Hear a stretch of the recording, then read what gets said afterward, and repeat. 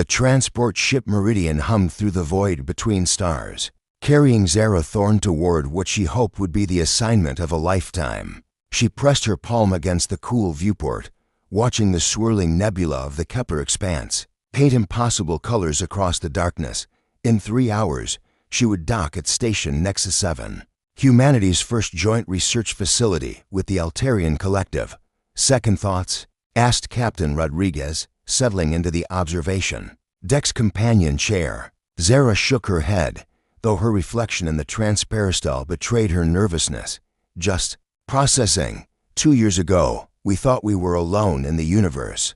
Now I'm about to work alongside beings who communicate through crystalline resonance. The Altarians aren't so different from us, Rodriguez said gently. They value knowledge, cooperation, scientific advancement. The reports from the initial contact teams were overwhelmingly positive. That's what I keep telling myself. Zara tucked a strand of auburn hair behind her ear, a nervous habit she'd never quite overcome. But reading reports and actually living with them are two different things. The Meridian's intercom crackled to life. Final approach to Station Nexus 7. All passengers prepare for docking procedures. Zara gathered her personal belongings, her heart racing with anticipation and anxiety. She'd trained for this moment for 8 months, learning Altarian cultural protocols, studying their technology, even attempting to understand their unique form of empathic communication. But theory was about to meet reality. Station Nexus 7 was a marvel of cooperative engineering. The human sections were built with familiar angular lines and practical efficiency, while the Altarian corridors flowed with organic curves that seemed to pulse with their own inner light. The docking bay where Zara disembarked was a perfect fusion of both aesthetics, creating something entirely new and beautiful. "Welcome to Nexus 7, said a warm human voice. Vera Blackwood, the station administrator, approached with a smile that immediately put Zara at ease. "I hope the journey wasn't too taxing." "It was fine, thank you." Zara shouldered her equipment bag, trying not to gawk at the Altarian crew members moving through the bay. They were taller than humans, with elongated limbs and skin that seemed to contain flecks of actual starlight. Crystalline growths adorned their foreheads and hands, pulsing with soft, rhythmic light. "I know it's overwhelming at first," Vera said, noticing Zara's wide-eyed stare, "but you'll adjust quickly."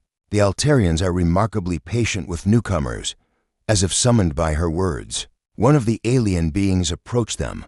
Zara's breath caught in her throat.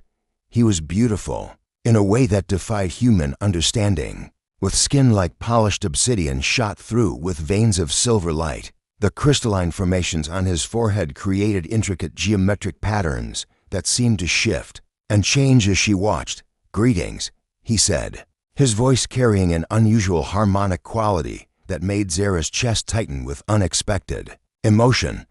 "I am Cale Voss, research coordinator for the Xenobiology department. You must be Zara Thorne." "Yes, Zara stammered, caught off guard by the intensity of his gaze. His eyes were the color of deep space, dark blue-black with points of light that moved like distant stars. "It's an honor to meet you." Kel's crystalline formations pulsed once, with warm golden light, and Zara felt a strange sensation, as if someone had gently touched her mind. "The honor is mutual. Your work in interspecies communication theory is highly regarded among my people." "He's being modest," Vera interjected with a knowing smile. "Cale specifically requested you for his research team. He's been following your publications for months." Heat rose in Zara's cheeks, though she wasn't sure if it was from embarrassment or something else entirely. "I look forward to working with you, as do I." Kel's crystals pulsed again, and this time Zara could swear she felt a whisper of emotion that wasn't her own curiosity, anticipation, and something warmer that made her pulse quicken. "Shall I show you to your quarters?" Zara nodded, not trusting her voice, as they walked through the station's corridors. Cale pointed out various sections and facilities. His presence beside her was magnetic, drawing her attention even when she tried to focus on his words. She found herself studying the way the artificial lighting played across his crystalline features, the graceful way he moved, the subtle harmonics in his voice that seemed to resonate in her bones. "The human quarters are designed for comfort and familiarity," he was saying as they stopped before a door marked with her name. "But if you find yourself curious about Altarian living spaces, I would be honored to show you mine." "I'd like that," Zara said, then immediately wondered if she'd bend forward. But Kel's crystals brightened with what she was beginning to recognize as pleasure. "Excellent. Perhaps tomorrow evening, after you've had time to settle in." His eyes met hers, and again she felt that strange mental touch, gentle but unmistakable. "I should warn you, though our living spaces are designed to enhance empathic connection, some humans find the experience intense." "I'm not easily overwhelmed," Zara replied, though her racing heart suggested otherwise. "No," Kale said softly, his gaze never leaving her face. "I suspect you are not." After he left, Zara stood in her doorway for a long moment, watching his tall figure disappear around a corner. Her quarters were spacious and well-appointed, with a viewport that offered a stunning view of the nebula beyond. But as she unpacked her belongings, her thoughts kept returning to Kale Voss. There had been something in his manner, in the way his crystals had pulsed when he looked at her, that suggested their working relationship might become complicated. The Altarians were known to be intensely empathic, capable of sharing emotions and even thoughts through their crystalline formations. The idea of such intimate connection with an alien being should have been terrifying. Instead, Zara found herself longing to experience it again. She activated her personal terminal and began reviewing the research files Kale had sent her. The project was ambitious, an attempt to create a universal translation matrix that could bridge not just language barriers, but the fundamental differences in how various species processed and communicated emotion. It was groundbreaking work that could revolutionize interspecies relations. But as she read through Kel's meticulous notes, she found herself wondering about the man behind the research. What was it like to live with such intimate awareness of others' emotions? How did the Altarians handle the constant flow of empathic information? And why did she feel such a strong pull toward someone so fundamentally different from herself? A soft chime from her door interrupted her thoughts. When she opened it, she found a small crystalline object on a metal tray, pulsing with gentle blue light. A note beside it read, "A welcome gift from the research team. Touch it when you feel ready to begin your real education." KV Zara picked up the crystal, and immediately the world exploded into sensation. For a brief, overwhelming moment, she felt everything, the emotions of every being on the station, a symphony of consciousness that nearly brought her to her knees. Then, like a filter settling into place, the chaos resolved into something manageable. Beautiful even, she could sense Kel's presence somewhere in the station, his consciousness like a warm beacon in the empathic storm, and she could feel his emotions too, curiosity about her reaction, concern for her well-being, and underneath it all, a growing attraction that mirrored her own. Zara set the crystal down with shaking hands, her heart pounding. She was supposed to be here to study interspecies communication, not to fall for her alien research partner. But as she looked out at the swirling nebula beyond her viewport, she couldn't shake the feeling that her life had just taken a turn she never could have anticipated. The crystal pulsed softly on her desk, waiting for her to pick it up again. Tomorrow, she would have to work alongside Kale, pretending that the brief empathic connection hadn't left her longing for more. She would have to maintain professional boundaries with a being whose very presence seemed to call to something deep in her soul. But tonight, alone in her quarters with the vastness of space spread out before her, Zara allowed herself to acknowledge the truth. She was in trouble, the kind of trouble that could change everything: her career, her understanding of herself, her entire future, the kind of trouble that might just be worth it. She reached for the crystal again, and this time when the wave of sensation hit her, she didn't fight it. Instead, she let herself drift on the tide of emotion, feeling for that warm beacon of consciousness that belonged to Kale Voss. When she found it, she sent a gentle pulse of greeting, a whisper of thought that carried her gratitude and her growing fascination. His response came immediately: surprise, delight, and a warmth that made her chest ache with longing. In that moment, across the corridors of the station, two very different beings touched minds and hearts for the first time. It was only the beginning.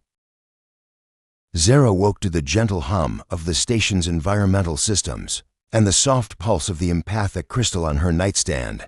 She'd fallen asleep holding it, and her dreams had been filled with fragments of alien consciousness, emotions that weren't her own, memories of crystalline cities beneath foreign stars, and always the warm presence that belonged to Kale. She dressed carefully for her first official day, choosing a deep blue tunic that complemented her eyes and made her feel confident. The reflection in her mirror showed someone trying very hard to look professional, but she couldn't hide the excitement in her expression. The research lab was a wonder of integrated technology. Human-computer interfaces seamlessly merged with Altarian biocrystal networks, creating workstations that responded to both touch and thought. Kale was already there when she arrived, his tall form silhouetted against a wall of flowing data displays. "Good morning," he said, turning as she entered. His crystals pulsed with warm golden light, and Zara felt an echo of his pleasure at seeing her. "I trust you slept well," eventually, she admitted, approaching his workstation. "That crystal you gave me, it's incredible. I've never experienced anything like it." "Your first empathic connection is always overwhelming," Kale said gently, "but you adapted remarkably quickly. Most humans require several attempts before they can maintain contact without distress." Zara found herself moving closer to him, drawn by the subtle harmonics in his voice and the way his presence seemed to calm the residual empathic noise from the crystal. "Is it always so intense?" Between compatible minds, yes. His dark eyes met hers, and she saw something there that made her breath catch. Though intensity isn't necessarily unpleasant. Before she could respond, the lab doors slid open to admit Vera Blackwood and another Altarian. This one was older than Kale, with more elaborate crystal formations and an aura of authority that made Zara straighten instinctively. "Zara, I'd like you to meet Nexus, the senior Altarian representative on the station," Vera said. "Nexus, this is Zara Thorne, our new communications specialist." Nexus approached with measured steps, his crystals pulsing in complex patterns that Zara couldn't interpret. When he spoke, his voice carried overtones that made her skin prickle with unease. "Miss Thorne, your reputation precedes you." His gaze shifted to Kale, and Zara caught a flicker of disapproval in his crystalline formations. "Kale has spoken of your qualifications." "Thank you," Zara said, unsure why she felt like she was being tested. "I'm honored to be working here." "Indeed." Nexus's attention returned to her, and she felt a gentle probing at the edges of her mind, different from Kel's warm touch. This was clinical, evaluating. "Tell me, have you given thought to the implications of close empathic contact between our species?" "I'm not sure I understand," Zara replied, though a cold knot was forming in her stomach. "Altarian bonding is not casual, Miss Thorne. When we share consciousness with another being, we create lasting neural pathways. What humans might consider a simple emotional exchange can have permanent consequences for my people." Kel's crystals flared suddenly, brighter than Zara had ever seen them. "Nexus, that's enough." "Is it?" The elder Altarian's voice carried a sharp edge. "I've observed the resonance patterns between you two. The connection is already forming, whether you acknowledge it or not." Vera stepped forward, her expression diplomatic but firm. "Perhaps we should discuss this privately." "No," Zara interrupted, surprising herself with her boldness. "If this concerns me, I want to understand." She looked directly at Nexus, fighting the urge to step closer to Kale for comfort. "What exactly are you saying?" Nexus studied her for a long moment before answering. "I'm saying that what you experienced last night was not merely communication, Miss Thorne. It was the beginning of a neural bond that, if allowed to continue, will permanently alter both of your consciousness patterns." The words hit Zara like a physical blow. She turned to Kale, searching his face for denial, but found only guilt and something that might have been pain. "You knew," she whispered. "You knew this would happen when you gave me the crystal." "Zara, please." Kale reached for her, but she stepped back. "Answer me. Did you know?" His crystals dimmed to almost nothing. "Yes, I knew it was possible." The betrayal cut deeper than she'd expected. "Why didn't you tell me?" "Because I hoped." Kel's voice broke slightly. "Because I wanted you to experience it naturally, without fear or preconceptions clouding the connection. You wanted me to experience it," Zara repeated, anger building in her chest. "You made that choice for me. That's enough, Vera said firmly. Nexus, I think you should return to your duties. Kale, Zara. We'll continue this discussion after everyone has had time to process. Nexus inclined his head slightly. As you wish, but remember, Miss Thornsome bridges, once built, cannot be unbuilt. He glided from the lab, leaving a tense silence in his wake. Vera followed him out, muttering something about diplomatic complications, which left Zara alone with Kale. She stood with her back to him, staring at the data displays without seeing them, her mind reeling. Zara, Kale said softly, please, let me explain. Explain what? That you've been manipulating me since the moment I arrived. She turned to face him and was surprised to see genuine anguish in his alien features. That everything I felt last night was some kind of biological compulsion. No, his crystals pulsed weakly. The connection doesn't create false emotions, Zara. It only amplifies what already exists. How convenient for you. Do you think this is easy for me? Kel's voice rose, his crystals flaring with sudden intensity. Do you think I planned to form a bond with a human? My people have protocols, traditions, expectations. Nexus wasn't speaking only of the dangers to you. This connection could cost me everything. Zara felt her anger falter slightly. What do you mean? Kale moved to the viewport, gazing out at the nebula beyond. Altarian society is built on empathic harmony. We bond for life, sharing our consciousness completely with our chosen partners. Cross-species bonding is controversial. Many believe it dilutes our cultural purity, and you're willing to risk that, for you. Yes. He turned back to her, and the raw honesty in his expression made her heart ache. From the moment I read your first paper on empathic communication theory, I knew you were different. When I felt your mind touch mine last night, so open and curious and brilliant. Zara, I've never experienced anything like it. She wanted to stay angry, wanted to maintain the safe distance that logic demanded. But the memory of their connection, the warmth and rightness of it, made her defenses crumble. What happens now? She asked quietly. That depends on you. Kale approached slowly, as if she might flee at any moment. The bond is still forming. If you wish, we can sever it now with minimal lasting effects. You could continue your work here, and we could maintain a professional relationship. And if I don't want to sever it, his crystals brightened with hope, then we explore this connection together, despite the risks. We become something new, a bridge between our species. Zara looked into his starlight eyes and felt the pull of the incomplete bond between them. She could sense his emotions more clearly now, his fear, his longing, his deep respect for her autonomy despite his obvious desire. Show me, she said finally. Show me your quarters. Show me what this bond really means.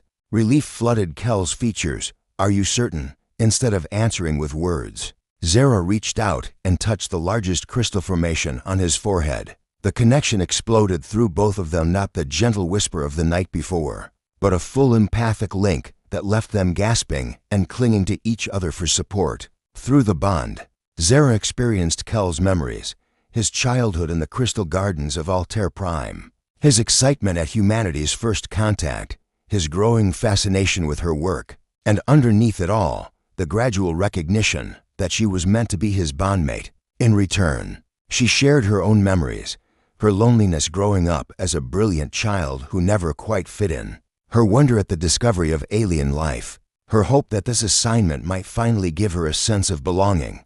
When the initial surge subsided, they were still standing close together, Kel's hands resting gently on her shoulders, her palms pressed against his chest. Now you understand, he whispered. Yes, she breathed. Through the bond, she could feel his love for her, deep and pure and utterly alien in its intensity. But she could also feel her own emotions, reflected back through his consciousness, amplified and transformed into something beautiful. This is what bonding means, the beginning of it, Kale corrected. Full bonding requires time, trust, and mutual consent at every stage. What we have now is just a taste of what's possible. Zara stepped back slightly, trying to process the magnitude of what they were contemplating. And if we continue, if we complete the bond, then we become partners in the truest sense. Our consciousness will be permanently interlinked. We'll share not just emotions, but thoughts, memories, even dreams. His crystals pulsed with nervous energy. It's a level of intimacy that most humans find overwhelming. But not impossible, no. Not impossible. Kel's expression grew serious. But Nexus was right about one thing: there's no going back once. The bond is complete. We would be forever changed. Zara considered this. The council chamber aboard station Nexus 7 had been designed to accommodate multiple species, with adjustable lighting and atmospheric controls that could shift to meet various biological needs. As Zara entered beside Kale, she noted the careful positioning of seats: humans on one side, Altarians on the other, with a neutral zone in the center where she and Kale would have to defend their bond. Nexus sat at the head of the Altarian delegation, his crystals pulsing in complex patterns that Zara was beginning to recognize as formal diplomatic communication. Across from him, Vera represented the human contingent along with 3 other station personnel Zara didn't recognize. "Thank you for coming," Vera began, her tone carefully neutral. "We're here to discuss the recent developments between our research staff and determine the best path forward." "The situation is quite clear," Nexus interjected, his voice carrying harmonics of disapproval. "An unauthorized neural bond has been initiated between species. This violates protocols established for the safety of both parties." Kel's crystals flared. "With respect, Elder Nexus, the protocols you reference were designed for casual empathic contact, not genuine bonding between compatible consciousness patterns." "Compatible?" Nexus's crystals shifted to what Zara was learning indicated skepticism. "Human neural architecture is fundamentally different from our own. How can you claim compatibility?" "Because I can feel it," Zara said, surprising herself by speaking up. All eyes turned to her, and she felt Kel's supportive presence through their bond. "The connection we share isn't forced or artificial. It feels natural." One of the human delegates, a stern woman with graying hair, leaned forward. "Miss Thorne, you've been on this station for less than 48 hours. How can you be certain your judgment isn't compromised by alien influence?" Heat rose in Zara's cheeks. "Because I'm a trained xenopsychologist. I understand the difference between external manipulation and genuine emotional connection." "Do you?"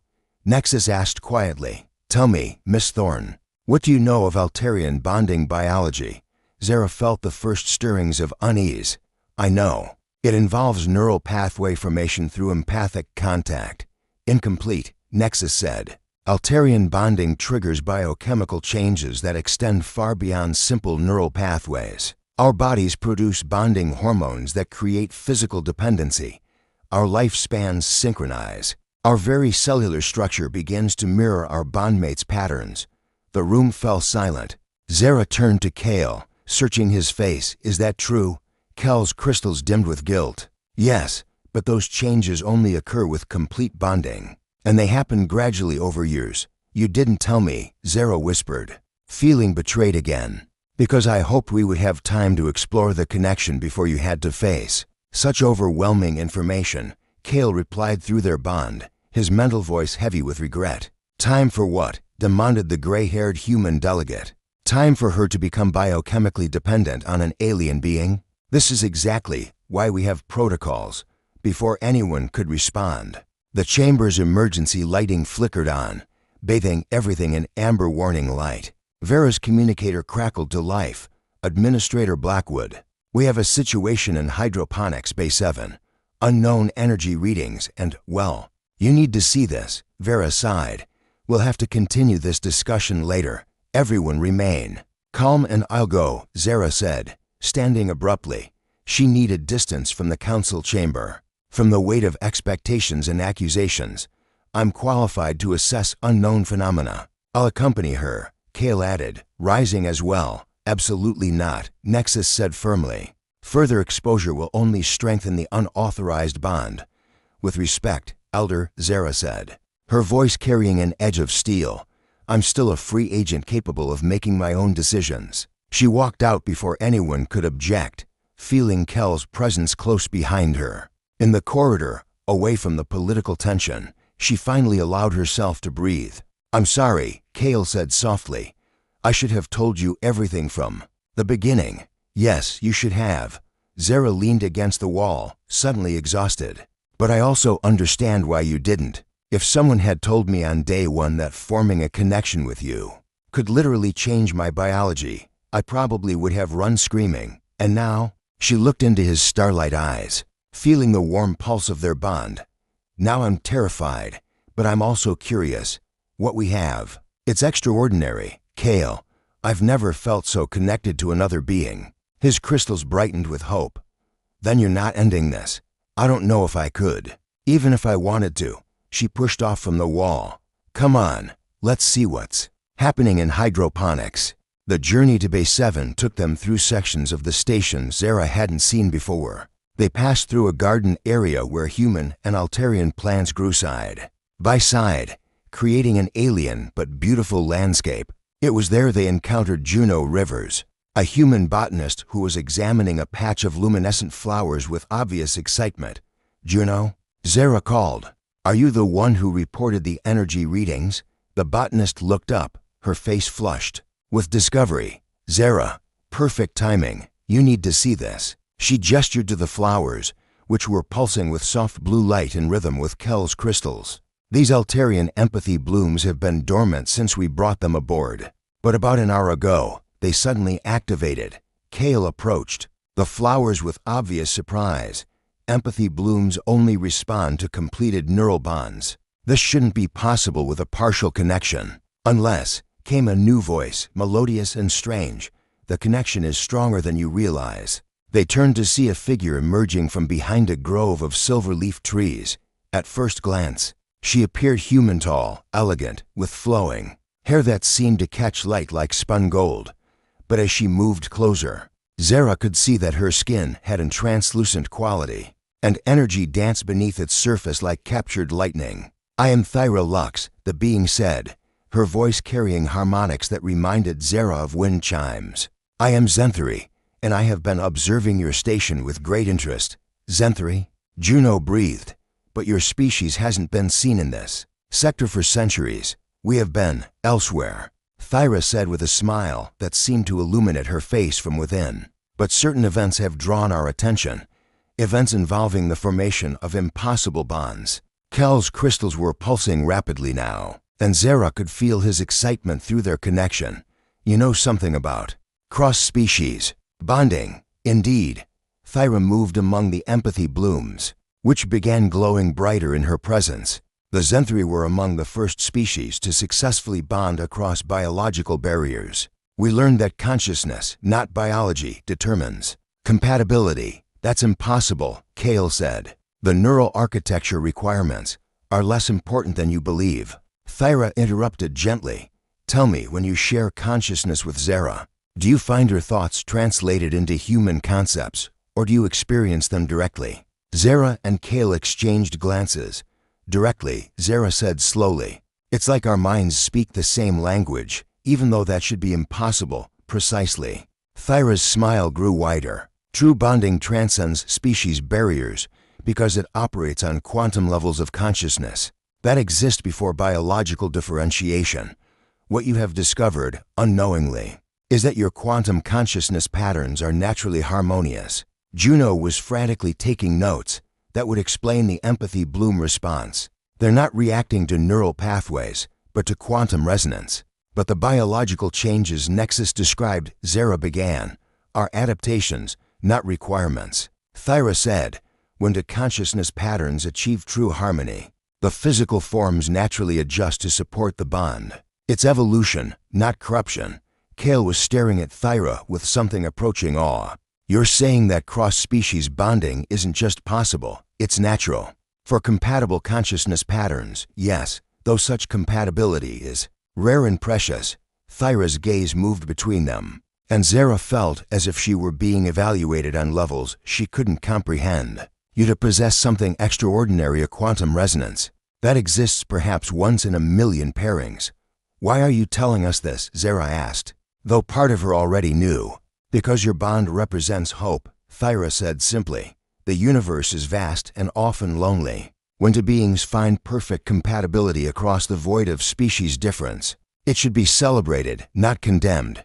The empathy blooms around them had grown so bright they were casting actual shadows. Through her bond with Kale, Zara could feel his emotions, wonder, vindication, and underneath it all, a growing certainty that what they shared was worth any risk. "There's more, isn't there?" Zara said, reading the expression on Thyra's luminous face. "Yes," Thyra's voice grew serious.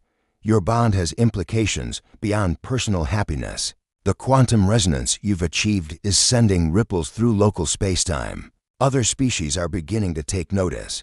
"Good notice or bad notice?" Juno asked nervously. "Both," Thyra admitted. "Some will see your bond as proof that true unity between species is possible. Others will view it as a threat to biological purity or political stability."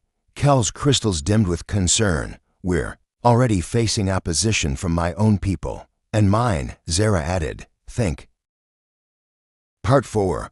The healers' bond. The medical bay of Research Station Osiris floated in the quiet darkness between Rigel and Proxima, its sterile white walls a stark contrast to the endless star field visible through the observation windows. Jin Nakamura pressed his palms against the cool metal of the surgical table, trying to center himself after another 18-hour shift treating colonists from the nearby terraforming worlds. Being the only qualified trauma medic for 3 sectors meant sleep was a luxury he rarely afforded himself. But it wasn't exhaustion that kept him awake tonight, it was the patient in Bay 7. She had arrived 6 hours ago on an emergency transport, unconscious and barely alive. The ship's manifest listed her as Zara of the Mindhari, one of the enigmatic, empathic species that rarely interacted with humans. Her injuries were extensive plasma burns across her torso, internal hemorrhaging, and something the scanners couldn't identify. A complete neural cascade failure that should have killed her hours ago. Jin had seen death enough times to recognize it approaching. By all medical logic, she should have died during transport. Instead, she clung to life with a tenacity that defied explanation. "Still here, Doc?" Nurse Williams poked her head into the break room, where Jin sat nursing his 5th cup of coffee. "You should get some rest. The Mindhari isn't going anywhere." "That's what worries me," Jin muttered, standing to check on his patient once more. Bay 7 was dimmer than the other rooms, equipped with the specialized lighting the Mindhari required. Zara lay motionless on the bio bed, her pale lavender skin almost translucent under the soft purple illumination. The Mindhari were beautiful in an ethereal way, tall and slender, with large eyes that seemed to hold depths of ancient wisdom. Delicate neural pathways traced silver patterns beneath their skin, visible proof of their empathic abilities. But Zara's pathways had gone dark. The silver tracery that should have pulsed with life lay still and cold, like frost on winter glass. Jin checked her vitals again, frowning at readings that made no medical sense. Her cellular regeneration was accelerating, but her neural activity remained flatlined. It was as if her body was healing while her mind remained locked away. "What happened to you?" he whispered, adjusting the food drip that fed nutrients directly into her bloodstream. As his hand brushed her arm to check the injection site, something extraordinary happened. For just an instant, the silver pathways beneath her skin flickered with faint light, and Jin felt everything. Pain, first and foremost, not physical, but emotional agony so profound it drove him to his knees beside the bed. Loneliness that stretched across decades. The weight of feeling everyone's suffering without being able to turn it off. And underneath it all, a desperate hunger for connection that wasn't built on her empathic abilities.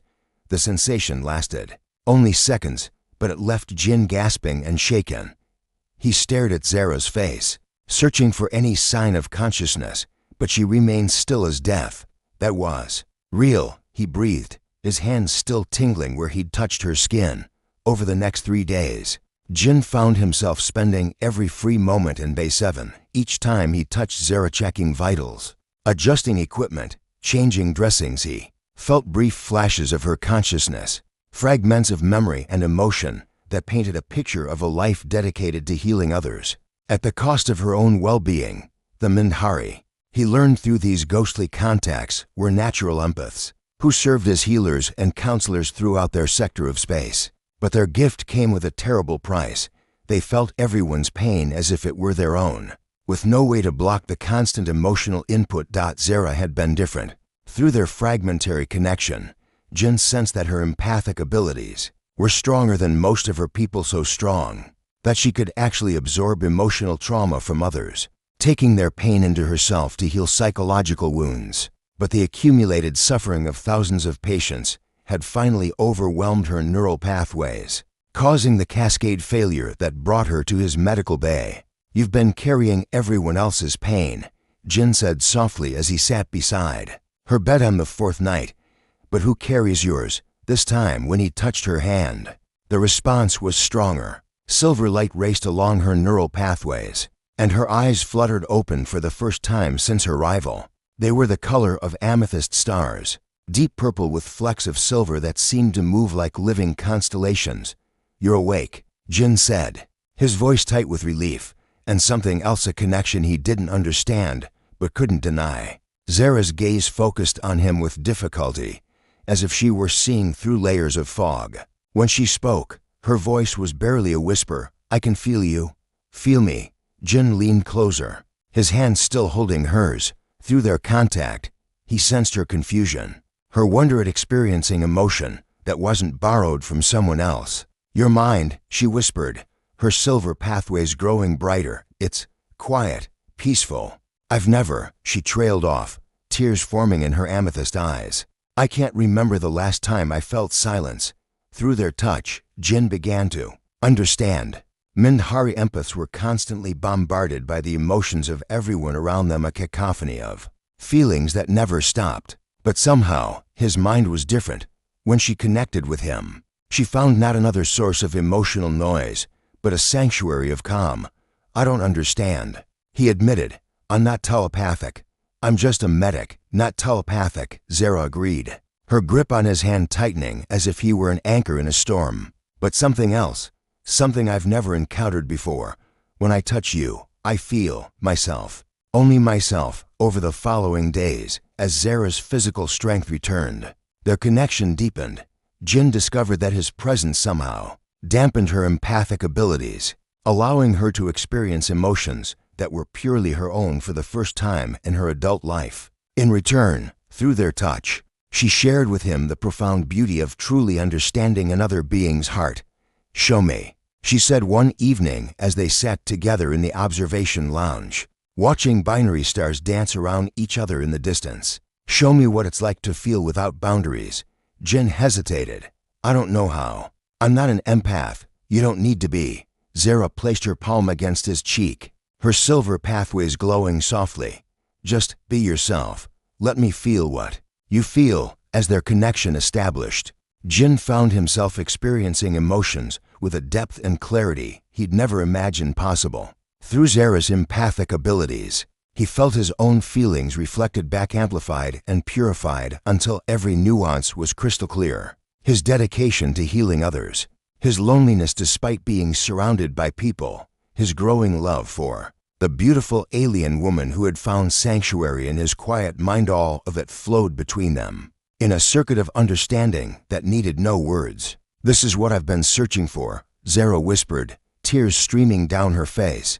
"Not to stop feeling, but to feel purely, to experience emotion that isn't colored by pain or need or desperation. And this is what I never knew I was missing," Jin replied, marveling at the intensity of connection possible between two beings. "I thought I understood people because I could heal their bodies, but this is healing on a level I never imagined." Their relationship became a delicate dance of mutual healing. Jin provided Zara with the emotional silence she needed to recover from decades of accumulated trauma, while she showed him the profound beauty of experiencing feelings without barriers or defenses. Together, they discovered that healing wasn't just about mending what was broken, it was about finding the missing pieces that made someone whole. "What happens now?" Zara asked one night as they lay together in the observation deck, her head resting on his chest while silver light pulsed gently beneath her skin. "My people will expect me to return, to resume my duties as a healer." "Will you?" Jin asked, though the thought of losing her made his chest ache with the pain that echoed through their empathic link. "I can't," she admitted. "Being with you has shown me that I was never truly healing anyone, I was just redistributing their pain. But this, what we have together, this could be something new, a different kind of healing. Through their bond, Jin felt her vision, the two of them working together, combining human medical knowledge with Minhari empathic abilities to heal not just bodies, but souls, a partnership that could revolutionize healthcare across multiple species. Then we'll build something new, he said, pressing a kiss to her forehead. Together, as if responding to their commitment, Zara's neural pathways flared with brilliant silver light, not the chaotic overflow of uncontrolled empathy, but something controlled and beautiful. Their bond, Jin realized, hadn't diminished her abilities, it had given her the stability to use them without being consumed by them. In the darkness between stars, a human medic and a Minhari empath discovered that the greatest healing came not from taking away pain, but from sharing it with someone who understood. Their love became a bridge between species and the foundation for a new understanding of what it meant to truly heal. The emergency session aboard the neutral station, Haven, was unlike anything the galaxy had ever witnessed. Representatives from 12 different species sat around a massive circular table, their translators working overtime as accusations flew like plasma fire across the chamber. At the center of it all, a holographic display showed the devastating reality: 3 major star systems on the brink of war, with colonial fleets already mobilizing for what could become the first truly galactic conflict. But in a smaller conference room adjacent to the main chamber, 4 couples sat in tense silence, their interspecies bonds crackling with shared anxiety. Nira reached across the table to take Kresh's hand, their neural connection immediately flooding with his concern. Through their link, she felt the weight of his people's fear. The Kithara collective viewed the escalating tensions as a direct threat to their philosophy of emotional harmony. The situation is deteriorating rapidly, Kresh said, his silver blue skin patterns pulsing with distress. My people believe that if large-scale conflict breaks out, the emotional resonance will create a cascade effect across all empathic species. Beside them, Marcus squeezed Villani's delicate fingers, drawing comfort from her plant-like ability to remain calm even in crisis. Her bark-textured skin had taken on the deep green hue that indicated she was accessing the collective memory of her people, the Silvari. The ecological implications are equally severe, Villani said, her voice carrying the rustling quality of wind through leaves. War on this scale would devastate the terraformed worlds we've spent generations nurturing. The symbiotic networks between species would collapse. Elena and Keth sat close together, their artistic collaboration having evolved into something that transcended their individual talents. Keth's crystalline form resonated with harmonic frequencies that Elena had learned to translate into visual art, creating pieces that spoke to multiple species simultaneously. We've been monitoring the cultural exchanges, Elena said, her hand resting on one of Keth's resonating crystals. The propaganda broadcasts are already starting to dehumanize, or rather, de-alienize the other sides. Art and music that once celebrated diversity are being replaced with martial compositions designed to increase aggression. The crystalline being's harmonic response carried notes of deep sadness that everyone in the room could feel. Through their bond with Elena, Keth had learned to appreciate the visual spectrum, as Elena had learned to see in sound. Together, they understood how beauty was being weaponized into hatred. But it was Jin and Zara who carried the heaviest burden. As their empathic medical partnership had developed, they'd become increasingly aware of the psychological undercurrents driving the conflict. Zara's ability to sense emotional patterns across large populations, stabilized by Jin's naturally calm neural signature, had revealed something terrifying. It's not natural, Zara said, her lavender skin pale with strain as she shared what she'd discovered. The hatred, the fear, it's being artificially amplified. Someone or something is manipulating the emotional resonance across multiple species. A weapon? Kresh asked, his connection with Nira allowing him to process the implications at the speed of thought. More like a virus, Jin replied, his medical training helping him understand the pattern. A psychological contagion designed to spread distrust and aggression between species.